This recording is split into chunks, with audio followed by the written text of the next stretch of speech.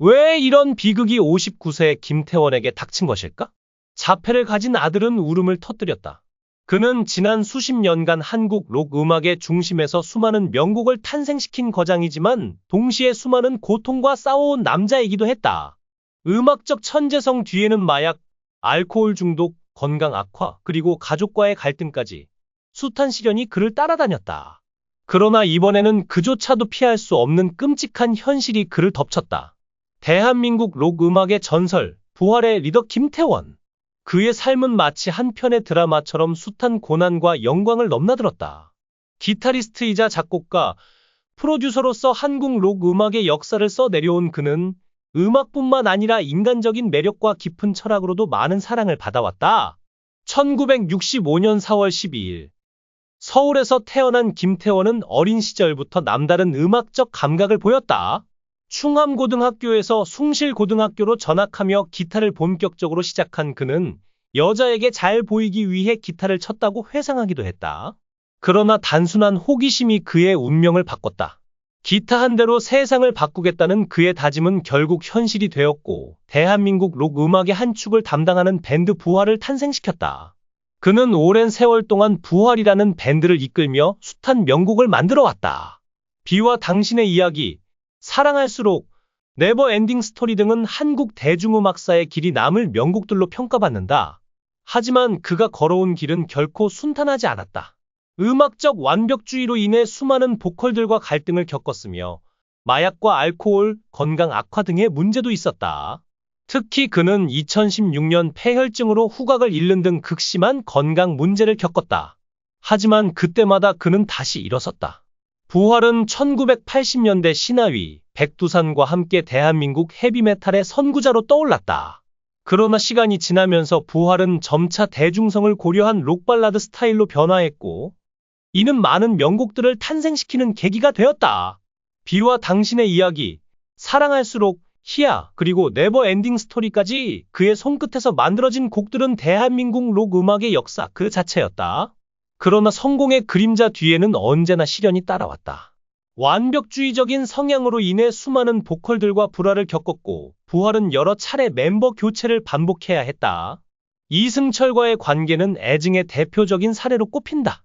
한때는 치열하게 싸웠지만 결국 음악적 결과물은 늘 대중들의 사랑을 받았고 팬들은 두 사람의 재결합을 바랐다. 김태원은 어린 시절부터 음악적 재능을 보였다. 하지만 그의 인생이 평탄했던 것은 아니다. 그의 가족은 한때 경제적으로 어려움을 겪었고 그는 기타를 통해 새로운 길을 찾았다. 기타 한 대로 인생을 바꾸겠다는 그의 다짐은 결국 현실이 되었고 한국 록 음악의 역사에 한 획을 그었다. 하지만 그의 음악적 여정은 결코 쉬운 길이 아니었다. 부활은 수많은 변화를 겪으며 멤버 교체가 잦았고 이는 김태원의 완벽주의적 성향 때문이라는 평가가 많았다. 그는 음악을 위해 모든 것을 쏟아부었고 한 곡을 완성하는 데 수십일을 투자할 만큼 철저했다. 그 덕분에 부활은 대중성과 음악성을 동시에 갖춘 독보적인 록 밴드로 자리 잡을 수 있었다. 그는 음악뿐만 아니라 예능에서도 큰 사랑을 받았다. 라디오 스타, 남자의 자격, 위대한 탄생 등 다양한 프로그램에서 특유의 유머 감각과 인간적인 매력을 선보이며 대중들에게 깊은 인상을 남겼다. 특히 남자의 자격에서 사랑이라는 이름을 더하여를 작곡하며 사람들에게 감동을 선사하기도 했다. 그러나 김태원의 인생은 음악으로만 채워지지 않았다. 그는 마약과 알코올, 건강 문제로 인해 수차례 나락을 경험했다. 1980년대 후반, 마약에 손을 대며 깊은 어둠 속으로 빠져들었고 이는 그의 인생에서 가장 큰 실수로 남았다. 결국 그는 수감 생활까지 겪으며 모든 것을 잃을 뻔했다. 하지만 음악이 그를 다시 살렸다.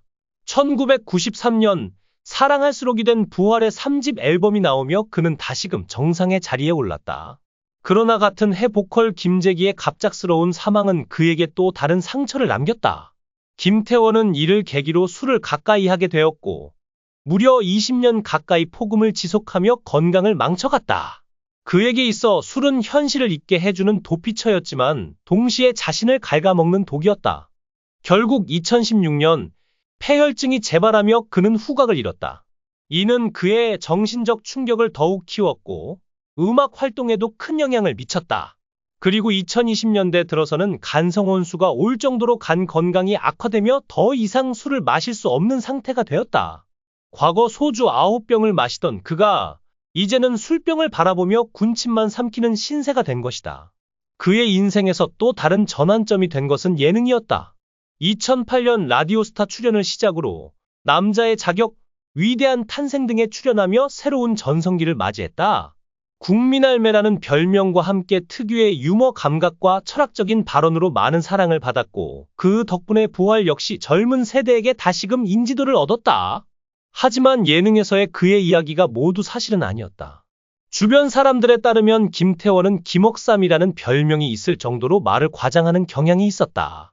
김태원이 하는 말 중 3개만 진실이다라는 농담이 있을 정도였다. 그러나 그는 이에 대해 본인도 인정하며 이야기를 재밌게 풀어나가는 능력이 뛰어날 뿐이라고 설명했다. 김태원에게는 또 하나의 아픔이 있다. 바로 자폐를 앓고 있는 둘째 아들이다. 그는 한때 가족과 함께 필리핀으로 이주하기도 했으나 기러기 아빠로 남아야 했던 현실 속에서 큰 외로움을 느꼈다. 방송에서 아들 이야기를 하며 눈물을 흘리던 그의 모습은 많은 이들의 가슴을 아프게 만들었다. 김태원은 최근 병원을 찾았다가 청천벽력 같은 소식을 들었다. 암이 재발한 것이다. 한때 생사의 기로에 섰던 그는 가까스로 건강을 회복하고 다시 무대에 서려 했으나 운명은 그에게 또 한 번 잔혹한 시험을 던졌다. 진단을 받은 날 그는 평소와 달리 무겁게 집으로 돌아왔다. 아내는 그의 창백한 얼굴을 보고 직감적으로 무언가 잘못되었음을 느꼈다. 하지만 김태원은 아무 말도 하지 않았다. 그저 방으로 들어가 문을 걸어 잠그고 깊은 침묵 속으로 사라졌다. 그날 이후 김태원은 점점 더 외부와의 접촉을 피했다. 예전에는 친구들과 술 한 잔 기울이며 음악과 인생을 논하던 그였지만 이제는 아무와도 만나려 하지 않았다. 부활의 멤버들도 오랜 시간 함께해 온 음악계 동료들도 그를 찾았지만 문 밖에서 들려오는 것은 단 한마디. 김태원의 가족들은 그의 상태를 지켜보며 불안감을 감출 수 없었다. 그가 세상을 버틸 수 있었던 유일한 힘, 바로 음악. 그런데 이제는 그마저도 내려놓으려는 듯 보였다. 집 안에는 그의 기타가 먼지가 쌓인 채 방치되어 있었고 녹음실에서는 더 이상 선율이 흘러나오지 않았다. 김태원의 눈빛에는 더 이상 음악에 대한 열정이 남아있지 않았다. 아내는 필사적으로 그를 위로하려 했지만 그는 단지 무기력하게 창밖을 바라볼 뿐이었다. 여보, 우리 함께 이겨낼 수 있어. 당신은 예전에도 그랬잖아. 그러나 김태원은 힘없이 고개를 저었다. 이번엔 다를 거야. 이번엔 끝일지도 몰라. 그 순간 아내의 눈에서 눈물이 흘러내렸다. 홀로 맞이하는 밤, 그리고 깊어지는 절망. 그는 점점 더 방 안에 틀어박혔다. 밤이 되어도 불을 켜지 않았고 가족들이 잠든 후에야 조용히 거실로 나와 창밖을 바라보곤 했다. 누구에게도 들리지 않게 아주 낮은 목소리로 중얼거렸다. 그의 병세는 얼마나 심각한 것일까?